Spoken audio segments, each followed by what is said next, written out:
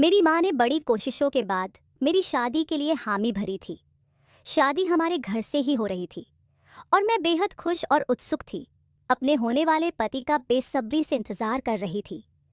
हम हमेशा के लिए एक होने वाले थे और इस दिन का मुझे कब से इंतजार था। मगर अजीब बात थी कि मेरी माँ कहीं नज़र नहीं आ रही थी।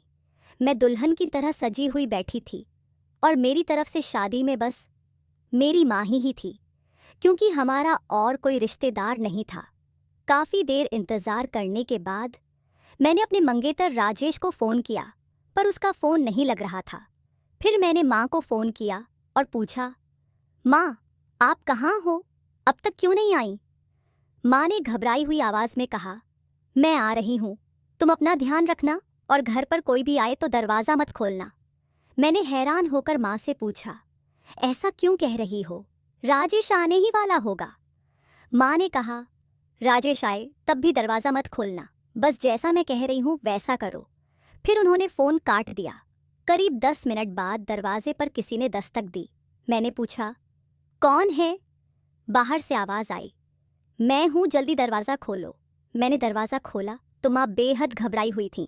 उन्होंने मुझसे कहा, जल्दी से अपना सामान पैक करो, हमें अभी इसी वक्त यहाँ से निकलना होगा। मैं हैरान थी। माँ, ये आप क्या कह रही हो? आज तो मेरी शादी है, बारात आने ही वाली होगी, हम कहीं नहीं जा सकते। मगर माँ ने सख्ती से कहा, जैसा कह रही हूँ वैसा करो, रास्ते में सब समझा दूंगी। मैं समझ नहीं पा रही थी कि क्या हो रहा है, पर माँ ने जल्दी जल्दी कुछ कपड़े अपने और मेरे बैग में डाल दिए। तभी फिर से दरवाजे पर दस्तक हुई। माँ बुरी तरह घबरा गईं और बोलीं, मैंने तुमसे कहा था ना, जल्दी करो, अब यहाँ बुद्ध बनी क्यों खड़ी हो? चलो, हमें जल्दी निकलना है वरना पुलिस हमें पकड़ लेगी। मैं चौंकी, हमें पुलिस क्यों पकड़ लेगी माँ? माँ ने बताया, तुम्हारे होने वाले पति को हमारी सच्चाई पता चल गई है। उसने पुलिस को सब कुछ बता दिया है और अब वह पुलिस के साथ हमें पकड़ने आ रहा है। मैं माँ को शक की नज़र से देखने लगी और बोली, कैसे मानूं कि तुम सच कह रही हो? हो सकता है तुम झूठ बोल रही हो ताकि हमारी शादी न हो सके। माँ बोली, मैं तुम्हारी होने वाली ससुराल गई थी और वहाँ मैंने देखा कि राजेश पुलिस से बात कर रहा था। कह रहा था कि काजल ने उसे धोखा दिया है। उसकी बातें सुनते ही मैं जल्दी से घर आई और तुम्हें भी यहाँ से निकलने को कह रही हूँ। मेरे मन में उथल पुथल मची हुई थी। न जाने क्या सच था और क्या झूठ। माँ ने मेरा हाथ पकड़ा और मुझे खींचकर घर के पिछले दरवाजे से बाहर निकाल लिया। हम भागते भागते रोड पर पहुंचे और माँ ने एक टैक्सी पकड़ी। टैक्सी में बैठते ही मेरे मन में राजेश का ख्याल आया। वह मुझे बहुत प्यार करता था, भला वो मुझे पुलिस के हवाले कैसे कर सकता था? मैंने माँ से पूछा, आप मुझे क्यों ले आईं? हो सकता है दरवाजे पर राजेश ही हो, वो मुझे लेने आया हो। माँ ने गुस्से में कहा, तुम समझ नहीं रही हो, दरवाजे पर राजेश के साथ पुलिस थी और वे हमें गिरफ्तार करने आए थे। अगर हम वहाँ रुकते तो हमें जेल में होना पड़ता। मैंने पूछा, राजेश को हमारी सच्चाई कैसे पता चली? हमारा सच तो हम दोनों के अलावा और कोई जानता ही नहीं। माँ बोली, किसी ने उसे बता दिया होगा। इतने में मेरे फ़ोन पर राजेश का कॉल आया। मैं फ़ोन उठाना चाहती थी, मगर माँ ने झट से मेरा फ़ोन छीनकर फेंक दिया। बोली, तुम अब उससे बात नहीं करोगी, वरना उसे हमारी लोकेशन का पता चल जाएगा। मैं बुरी तरह टूट चुकी थी। राजेश मुझे बहुत पसंद था और मैंने सोच रखा था कि शादी के बाद सब गलत काम छोड़ दूंगी। पर अब मेरे सच बताने से पहले ही किसी ने सब कुछ खोल दिया। मेरा दिल टूट गया था। आज मेरी शादी थी और मैं इतनी खुश थी, लेकिन अचानक मेरी सारी खुशियां मुझसे छिन गईं। मैं अपनी सोच में डूबी थी जब टैक्सी रुकी। बस आने में अभी वक्त था तो हम वहीं बैठकर इंतज़ार करने लगे। मैं सोच रही थी कि शायद खुशी मेरे नसीब में ही नहीं है। पहली बार खुशियों ने दस्तक दी थी, लेकिन लगता है भगवान ने मेरे लिए कुछ और ही सोच रखा है। वहाँ बैठे बैठे मैं अपने अतीत में खो गई। एक ऐसा अतीत जिसने मुझे आज भागने पर मजबूर कर दिया। मैं एक ऐसे घर में पली बढ़ी थी जहाँ सिवाय गरीबी के और कुछ नहीं था। मेरे माँ बाप भीख मांगकर गुजारा करते थे। मेरे खानदान को हमेशा बुरे कामों का ठप्पा लगा था, लेकिन मैं बचपन से ही खूबसूरत थी। मेरी बड़ी बड़ी आंखें और लंबे घुंघराले बाल थे। मैं किसी भी तरह से अपने घर के हालात से मेल नहीं खाती थी। ऐसा लगता था कि भगवान ने मुझे बहुत फुर्सत में बनाया है। मुझे देखकर कोई नहीं कह सकता था कि मैं एक भीख मांगने वालों के घर में पैदा हुई हूँ। मेरी खूबसूरती को देख लोग अक्सर कहते, इतनी प्यारी बच्ची है, मगर इसकी किस्मत देखो, इसे भी भीख मांगनी पड़ेगी। कोई कहता यह, अगर यह किसी अमीर घर में जन्मी होती तो इसके घर वाले इसे ज़मीन पर पैर भी नहीं रखने देते। लेकिन मेरे परिवार में सब भीख मांगकर ही गुजारा करते थे। जब मैं थोड़ी बड़ी हुई तो एक दिन अपनी माँ से पूछा, हम क्यों भीख मांगते हैं? हम कोई और काम भी तो कर सकते हैं जिससे हमारा गुजारा हो सके। इस पर मेरी माँ ने कहा, हमारा यही काम है। हम पहले भी भीख मांगकर ही जीते आए हैं और आगे भी ऐसे ही जिएंगे। फिर मेरे माँ बाप ने मुझे भी भीख मांगने भेजना शुरू कर दिया। मैं जहाँ भी भीख मांगने जाती, लोग मेरी खूबसूरती देखकर मुझ पर तरस खाकर ज्यादा दे देते। लोग पैसे के साथ खाना और कपड़े भी दे देते थे, मगर मुझे यह काम बिल्कुल पसंद नहीं था। एक दिन मैंने अपनी माँ से कहा, मुझे यह काम नहीं करना माँ। आप चाहो तो मुझसे कोई और काम करवा लो, लेकिन भीख मांगना मुझे बहुत शर्मिंदगी देता है। माँ ने कहा, ठीक है, मैं तुम्हारे लिए किसी और काम की बात करूंगी। तुम घर का झाड़ू पोछा करने चली जाया करो, पर एक शर्त है, जितना पैसा भीख मांगकर आता है उतना ही तुम इस काम से भी लाकर दोगी। फिर माँ ने एक बड़े से घर में मेरे झाड़ू पोछा करने का काम तय कर लिया। उन्होंने मुझे देखकर काम पर रख लिया और कहा कि कल से काम पर आ जाओ। अब मैंने वहाँ काम करना शुरू कर दिया। एक दिन उस घर में कुछ मेहमान आए। मुझे देखकर वे बोले, कितनी प्यारी लड़की है, काश क्या हमारा भी कोई ऐसा खूबसूरत बच्चा होता। मैं उन्हें चाय देकर वापस अपने काम में लग गई। अगले दिन उस घर की मालकिन ने मेरी माँ को बुलाया और उनसे अकेले में कुछ बातें की। माँ ने घर आकर पिताजी से कहा, मालकिन ने इस काम के बदले अच्छे पैसे देने का वादा किया है। अब देखो हम अपनी बेटी से कितना पैसा कमाते हैं। मैं समझ नहीं पाई कि माँ मेरी खूबसूरती से कैसे पैसा कमाना चाहती है। कुछ दिन बाद माँ ने मुझसे कहा कि मेरी शादी करवा रही हैं, लेकिन मैं तो सिर्फ 15 साल की थी। मैंने उनसे पूछा, माँ, इतनी जल्दी मेरी शादी क्यों करवा रही हो?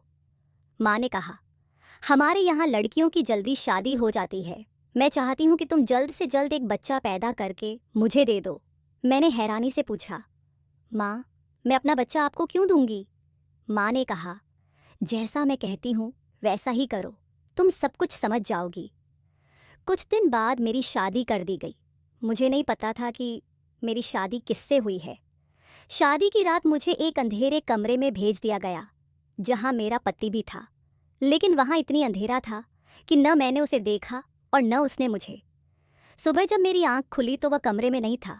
मैंने माँ से उसके बारे में पूछा तो उन्होंने मुझे बहाना बनाकर टाल दिया। कुछ ही दिनों में मुझे माँ बनने की खबर मिल गई। इस खबर से मेरी माँ बहुत खुश हुई। मैंने उनसे कहा कि मुझे अपने पति को यह खुशखबरी सुनानी है, पर उन्होंने मुझसे कहा कि वो खुद उसे बता देंगी। माँ ने पूरे 9 महीने मेरा ध्यान रखा और जब मेरा बच्चा हुआ तो उन्होंने उसे तुरंत ले जाकर मालकिन को दे दिया। यह वही मालकिन थी जिनके यहाँ मैं काम करती थी। उन्होंने इस बच्चे के बदले माँ को ढेर सारे पैसे दिए। मुझे माँ का यह व्यवहार बहुत बुरा लगा। मैंने उनसे झगड़ा किया और कहा, मेरा बच्चा मुझे वापस दो। लेकिन माँ ने सख्त लहजे में कहा, तुम्हारी शादी इसी वजह से करवाई थी ताकि तुम बच्चा पैदा करके मुझे दे सको।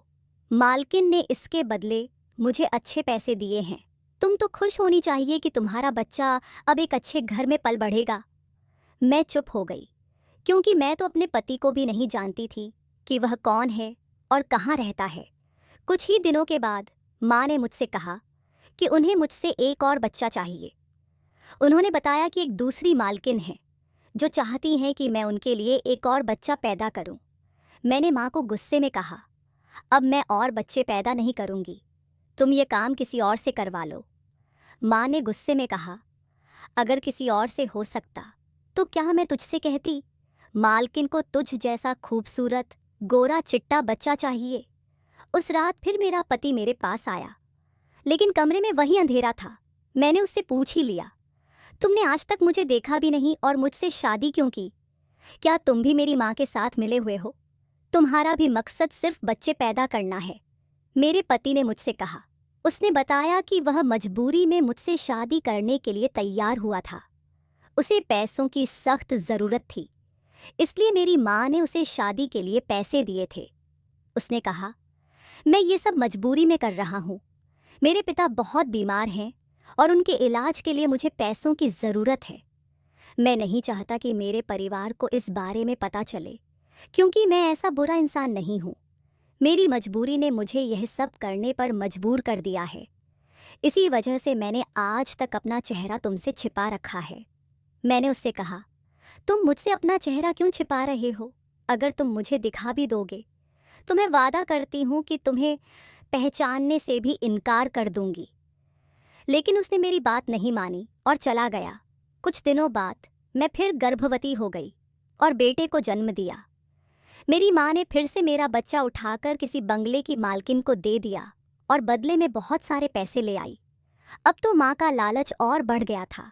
वह मुझसे हर बार बच्चा पैदा करवाती और कुछ ही समय बाद फिर एक और बच्चा चाहती।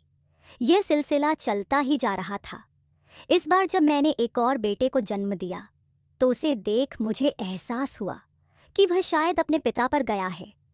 हर बार बच्चा मुझ पर ही जाए, ये ज़रूरी नहीं। माँ ने उसे भी किसी अमीर परिवार को दे दिया और पैसे लेकर लौट आई। अब हमारे पास ढेरों पैसे थे, किसी चीज़ की कमी नहीं थी। इस बार मैंने ठान लिया था कि मैं अब माँ को और बच्चे नहीं दूंगी। जब माँ ने मुझसे दूसरी शादी का जिक्र किया तो मैंने उसे गुस्से में देखा और कहा, तुम्हें शर्म नहीं आती? तुम सिर्फ पैसों के लिए मुझे इस हालत में डाल रही हो। अब मैं तुम्हारी कोई बात नहीं मानूंगी। माँ गुस्से में बोली, अगर मेरी बात नहीं मानोगी तो कहाँ जाओगी? तुम्हारा पति तो पहले ही तुम्हें छोड़ चुका है, तुम उसे जानती तक नहीं हो। मैंने तुझ पर बचपन से बहुत खर्च किया है, रानी बनाकर रखा है, और अब तुम मेरी बात मानने से इनकार कर रही हो। अगर तुमने मेरी बात नहीं मानी तो इस घर में भी तुम्हारा कोई हक नहीं रहेगा। बाहर की दुनिया बहुत बेरहम है, अकेली औरत को देखकर नोच खा जाती है। माँ की बातों का मेरे पास कोई जवाब नहीं था। मेरे पास कहीं और जाने का भी कोई सहारा नहीं था। मजबूर होकर मुझे फिर माँ की बात माननी पड़ी। माँ ने मेरी फिर से एक लड़के से शादी करवा दी जो काफ़ी सुंदर था, मगर वह नशे का आदी था। वह नशे की हालत में ही मेरे पास आता। जब मैंने माँ से कहा तो वह बोली, तुझे सिर्फ बच्चे पैदा करने पर ध्यान देना है, बाकी सब छोड़ दे। उस लड़के को नशे में लाने के लिए माँ ही उसे पैसे देती थी और वह उनकी हर बात मानता। उसे न मुझसे मतलब था न अपने बच्चों से। अब मुझे इस हाल में रहते हुए कई साल हो चुके थे। 15 साल की उम्र से माँ मुझसे यह सब करवाती आई थी और मैं अब बीमार रहने लगी थी। डॉक्टर ने मुझसे कहा था कि मेरी उम्र भी कम है और अब बच्चे पैदा करना मेरे लिए खतरे से खाली नहीं है। अगर मैंने यह जारी रखा तो मेरी जान भी जा सकती है। उन्होंने मुझे अगले कुछ साल आराम करने की सलाह दी। मैंने सोचा कि अब मुझे इस जीवन से बाहर निकलना होगा। जब मैं घर वापस आई तो मन में यही ख्याल था कि अब मैं अपने पति को छोड़कर कहीं दूर चली जाऊंगी। लेकिन उसी दौरान खबर मिली कि मेरे पति का नशे में एक्सीडेंट हो गया और उसकी जान चली गई। अब मैं विधवा हो गई थी और मुझे पता था कि माँ का लालच अभी भी खत्म नहीं होगा। वह फिर से मेरी शादी करवा देंगी और मुझसे यही सब कराएंगी। एक दिन मैंने माँ से कहा, माँ, मैंने तुम्हारे लिए बहुत पैसे कमा लिए हैं, क्या तुम मेरी एक छोटी सी बात नहीं मान सकती? मुझे 1 साल का वक्त दे दो। मैं इस 1 साल में अपनी ज़िंदगी अपने तरीके से जीना चाहती हूँ। इसके बाद तुम जो कहोगी मैं वही करूँगी। हमें इतने पैसे मिल गए हैं कि अब हम खुद का एक अच्छा घर भी ले सकते हैं। शायद मेरी बातों का माँ पर असर हुआ, क्योंकि डॉक्टर ने भी उन्हें मेरी तबीयत के बारे में बताया था। माँ ने मुझे यह 1 साल का समय दे दिया। इस 1 साल में मैं पहली बार खुलकर सांस लेना चाहती थी, दुनिया देखना चाहती थी। मैंने कहा, ठीक है, लेकिन मैं भी तुम्हारे साथ जाऊंगी। वापस लौटने पर तुम्हें वही करना होगा जो मैं कहूंगी। हम दोनों दूसरे शहर में रहने आ गए। यहाँ आकर मुझे बहुत अच्छा लगा, जैसे मैं अपनी पिछली जिंदगी भूलने लगी थी। मुझे तो यह भी नहीं पता था कि जिंदगी इस तरह से भी जी जा सकती है, जहाँ लोग अपनी जिंदगी से इतने खुश होते हैं। मुझे ऐसा लगा जैसे मेरा दूसरा जन्म हुआ है। पहली बार मुझे इस शहर में आकर किसी से प्यार हुआ। एक दिन मैं माँ के साथ शॉपिंग के लिए निकली थी। रास्ते में एक गाड़ी से टक्कर हो गई और तभी एक लड़के ने मुझे बचाया। वह मुझे अस्पताल लेकर गया, मेरी पट्टी करवाई और फिर अचानक कहीं चला गया। मैं बस उसके बारे में ही सोचती रह गई। वो लड़का मुझे बहुत अच्छा लगा था, जैसे उसने मुझे गोद में उठाकर अस्पताल पहुंचाया। सब कुछ एक सपने जैसा था। मैं सोच रही थी कि क्या मुझे वो फिर कभी मिलेगा। कुछ दिन बाद जब मैं फिर शॉपिंग के लिए गई तो उसी लड़के को एक कपड़े की दुकान पर देखा। मैं उसके पास गई और उसे धन्यवाद कहा। उसने मुस्कुराकर पूछा, अब कैसी हो? मैंने जवाब दिया, मैं ठीक हूँ। मैंने उससे पूछा, क्या यह दुकान तुम्हारी है? उसने कहा, हाँ, ये मेरी ही दुकान है। तभी मेरी माँ वहाँ आ गई और मुझसे पूछने लगी, तुम यहाँ किससे बात कर रही हो? मैंने कहा, माँ, ये वही लड़का है जिसने मेरी जान बचाई थी। इनकी कपड़ों की दुकान है और मैं इनसे कपड़े दिखाने को कह रही थी। माँ ने पूछा, क्या तुम्हें कोई सूट पसंद आया? मैंने कहा, हाँ माँ, मुझे यह सूट बहुत पसंद आया है। माँ ने मुझे वह सूट दिलवा दिया और हम घर लौट आए। उस लड़के का नाम राजेश था। घर आकर भी मैं बस राजेश के बारे में ही सोचती रही। शायद मुझे उससे प्यार हो गया था, लेकिन मैं जानना चाहती थी कि क्या वह भी मुझसे प्यार करता है या नहीं। कुछ दिन बाद राजेश ने मुझे कॉल किया और मिलने के लिए बुलाया। मैं माँ को बिना बताए उससे मिलने चली गई। अब हम अक्सर मिलते और फ़ोन पर भी बात करते, लेकिन माँ को इसकी कोई खबर नहीं थी। राजेश बहुत अच्छा है था, बहुत अच्छा लड़का था। उसकी अपनी कपड़े की दुकान थी और वह अपने माता पिता के साथ रहता था। एक दिन उसने मुझसे शादी के लिए कहा और मैंने खुशी खुशी हाँ कर दी। जब माँ को इस बारे में पता चला तो वह बहुत नाराज़ हुई और कहने लगी कि आज के बाद मैं राजेश से बात नहीं करूँगी। मैंने राजेश को यह सब बताया। उसने कहा, तुम फिक्र मत करो, मैं तुम्हारी माँ से खुद बात कर लूँगा। राजेश ने माँ से बात की और उसकी बातों से माँ आखिरकार हमारी शादी के लिए मान गई। मुझे हैरानी हुई कि माँ इतनी जल्दी कैसे मान गई, जबकि वो हमेशा मुझसे कुछ और ही करवाना चाहती थी। अगले दिन राजेश हमारी शादी की बात करने हमारे घर आया। उसने कहा, हम 1 हफ्ते बाद ही शादी कर लेते हैं। माँ ने बिना खुशी के कहा, ठीक है, जैसे तुम्हारी मर्जी। मैं बहुत खुश थी कि मेरी शादी राजेश से हो रही थी। मैंने अपनी शादी की सारी शॉपिंग राजेश के साथ की। मैं उसके माता पिता से भी मिली और वे भी बहुत अच्छे थे। हालांकि माँ इस शादी से खुश नहीं लग रही थी, लेकिन अब मुझे अपने पति के साथ अपनी ज़िंदगी बितानी थी। माँ के लिए मैंने काफ़ी समय तक अपनी ज़िंदगी जी ली थी। मैंने राजेश को अपने अतीत के बारे में कुछ भी नहीं बताया था और माँ से भी कहा था कि वह राजेश को कुछ न बताएं। आखिर वो दिन आ गया जिसका मैं बेसब्री से इंतज़ार कर रही थी। आज मेरी और राजेश की शादी थी। मैं दुल्हन बनकर राजेश का इंतज़ार कर रही थी। तभी माँ मेरे पास आई और कहा कि राजेश को हमारे बारे में सब कुछ पता चल चुका है। उन्होंने बताया कि राजेश ने हमें धोखाधड़ी के आरोप में पुलिस को बुला लिया है। मैं हैरान थी कि किसने राजेश को सच्चाई बता दी थी। थोड़ी देर बाद राजेश पुलिस को लेकर वहां पहुंचा। मैं उसकी आंखों में अपने लिए नफरत नहीं देख सकती थी, इसलिए मैं माँ के साथ वहां से भाग गई। मैंने माँ से पूछा, माँ, बस कब आएगी? माँ भी बेचैनी से बस का इंतजार कर रही थी। इतने में राजेश पुलिस के साथ वहां पहुंच गया। मैं उसे नजर नहीं मिला पा रही थी। माँ ने भागने की कोशिश की, लेकिन पुलिस ने उन्हें पकड़ लिया और हथकड़ी लगा दी। मुझे हैरानी हुई कि पुलिस ने मुझे हथकड़ी नहीं लगाई थी। राजेश पुलिस से कहने लगा, आप इन्हें लेकर आगे चलिए, मैं अपनी होने वाली पत्नी के साथ पीछे आता हूँ। उसकी यह बात सुनकर मैंने उसकी तरफ देखा। मुझ में इतनी हिम्मत नहीं थी कि उससे कोई सवाल पूछ पाती। मेरे मन में बस यही ख्याल आ रहे थे कि शायद मेरी मोहब्बत ने उसे पिघला दिया हो और उसने मुझे माफ़ कर दिया हो। राजेश ने मुझे गाड़ी में बैठाया और हम पुलिस स्टेशन की ओर जाने लगे। रास्ते में मैं तरह तरह के ख्यालों में खोई रही। मैं राजेश की तरफ देखती, लेकिन उससे कुछ भी पूछने की हिम्मत नहीं होती थी। आखिर पूछती भी तो क्या? मैंने उससे अपने अतीत की इतनी बड़ी सच्चाई छुपाई थी। मैं अपने किए की सज़ा पाने के लिए तैयार थी। जब हम पुलिस स्टेशन पहुंचे तो माँ लगातार पूछ रही थी, मुझे क्यों गिरफ्तार किया गया है? मेरा कसूर क्या है?